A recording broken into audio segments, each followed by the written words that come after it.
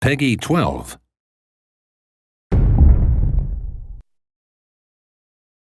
Hello everyone, Yuri from Capcom Unity here with another round of video tutorials for Monster Hunter 3 Ultimate, which is out now for Wii U and 3DS. If you haven't seen a previous video, it's definitely worth a look. It goes over some of the basics of the game, such as quest, gathering, and items. This time, we'll take a look at character movement and each individual weapon type.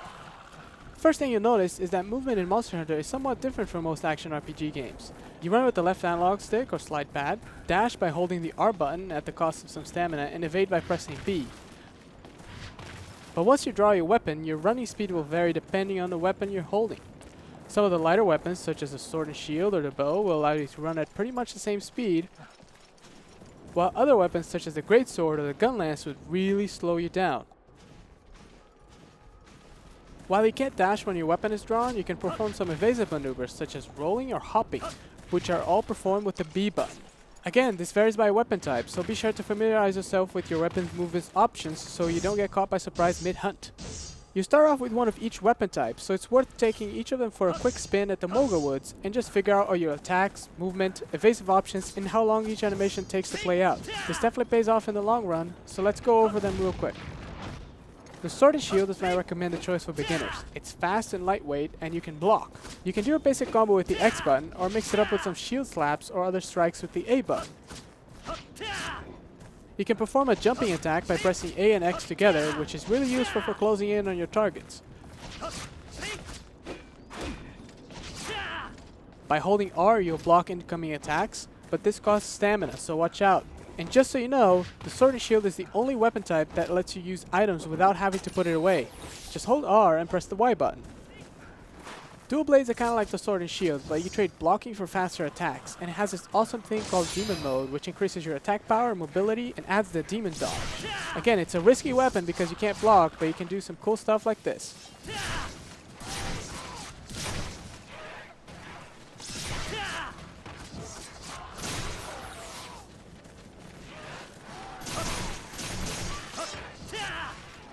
Now watch how the greatsword gets really slow. It's really powerful, but if you want to survive, you gotta get in the habit of always putting it away so you can run around and plan your attacks. If you pick your moments, you can do some real damage with these charge attacks. And you can block with the side of the blade. The Longsword is also really cool. You can't block with it, but it's a lot faster than the greatsword, and some of its moves have evasive properties. And by landing a bunch of hits, you fill the spirit gauge, which boosts your attacks and opens up new attack combos with the R button. That's called a spirit combo, and if you manage to hit a monster with the final strike, you get an even bigger attack boost. The hammer is another really strong weapon, and it causes impact damage, allowing you to knock monsters out if you hit them in the head enough times. It's not too fast, but not too slow either, but it really relies on your stamina to hold its charged attacks. Note that there's many ways you can end that charge move, and you can even cancel it by rolling.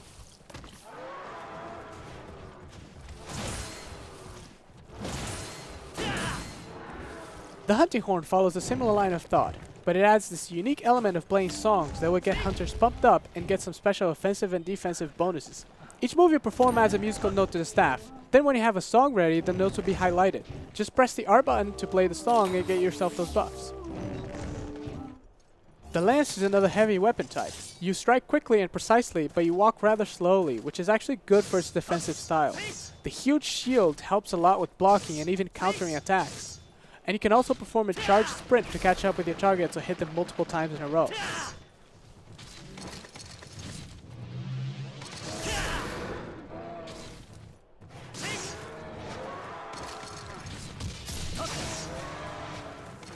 Gun lances are a variation of lances, but adding the ability to shoot. Different gun lances will have different types of firepower, but all of them have multiple ways of firing. You can shoot after each strike, do these mini charge shots, and you can even unload all your rounds at once with the shotgun fire. And there's always the super powerful Wyvern Fire Blast. The Switch Axe is a really interesting weapon type that gives you two attack modes. In Axe mode, you move around a bit like a longsword, and your attacks reach quite far actually.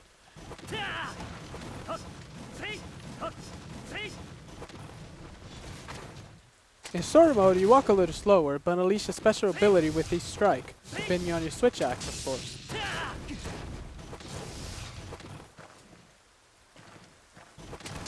Also in sword mode, you can perform a massive elemental discharge. And one more thing to note, there are certain moves that allow you to switch between sword and axe mode in the middle of a combo.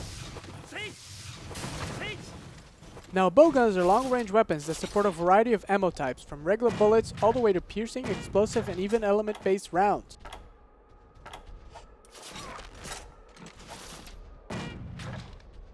In the right hands, bowguns can be really deadly or really helpful to a hunting party.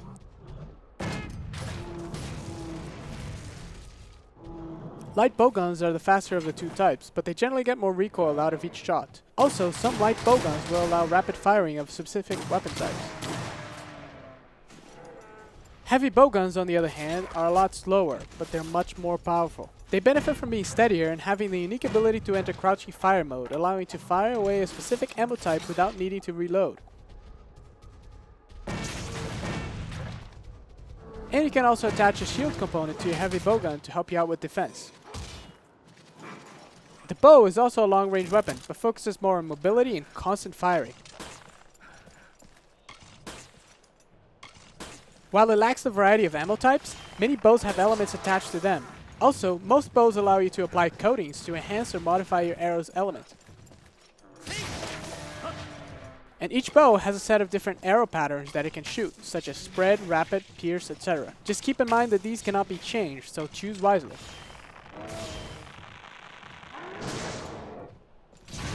And that pretty much sums up all the 12 weapon types. I hope this encourages you to give each of them a try, and maybe you'll find a new favorite. And make sure to keep an eye on the Monster Hunter blog over at capcomunity.com, as well as our social media channels. Thanks for watching!